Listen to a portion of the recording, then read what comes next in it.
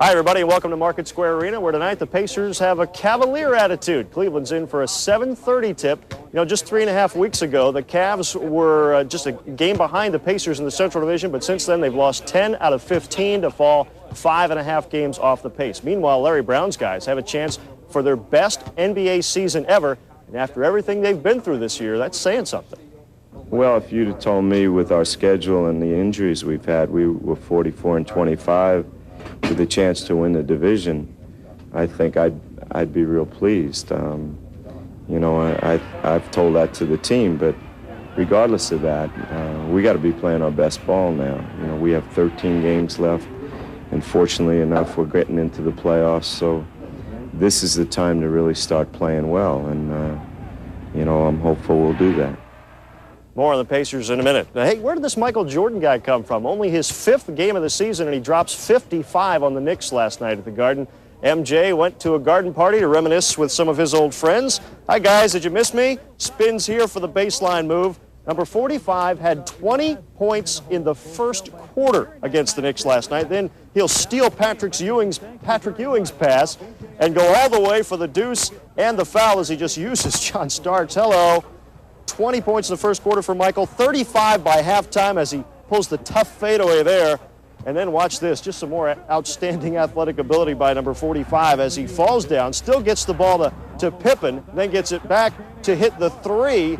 After 3 periods, Jordan had 49 points, but his best move of the night, probably the one that won it. He draws 2 defenders here with time running out and the score tied at 111, and instead of taking the shot himself, he finds the wide-open Bill Wennington for the jam.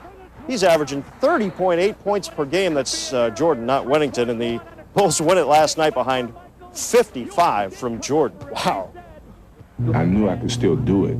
You know, when I couldn't have said it would have happened in New York, but I knew I could still play the game of basketball. And I was a little rusty the first 3 games, and I'm starting to get a little hang of this. You know, it's a fun game. He got it started the other night against Atlanta. and he just sort of building up to New York. Well, what a week it's been at Ben Davis High. They won the state championship on Saturday. Today, a pair of the stars of that team picked up some individual honors. Damon Frierson, who had 25 points in the title game win over Merrillville, has been named the Gatorade Circle of Champions Indiana Player of the Year. That puts him in the running for the National Player of the Year award, and there might be another award coming up in the next couple weeks. He might win something called Mr. Basketball. And center Courtney James, the 6'7" future Minnesota Golden Gopher, has been picked to play in the McDonald's Derby Classic All-Star game in Louisville next month. So congratulations to both those guys. Well, the strike could be over soon, but it doesn't mean that we could be seeing baseball as usual. The Major League players voted today to end the strike if they get a favorable ruling from a U.S. District Court judge this week. She is going to be looking at a petition by the National Labor Relations Board to get back to salary arbitration and free agent bidding.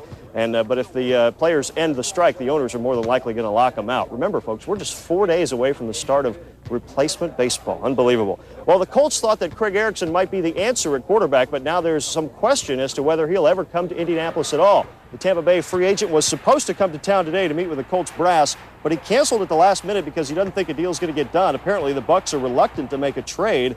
Because Erickson's a free agent, restricted free agent, the Colts would have to give Tampa Bay a first-round draft pick as compensation if they were to sign him.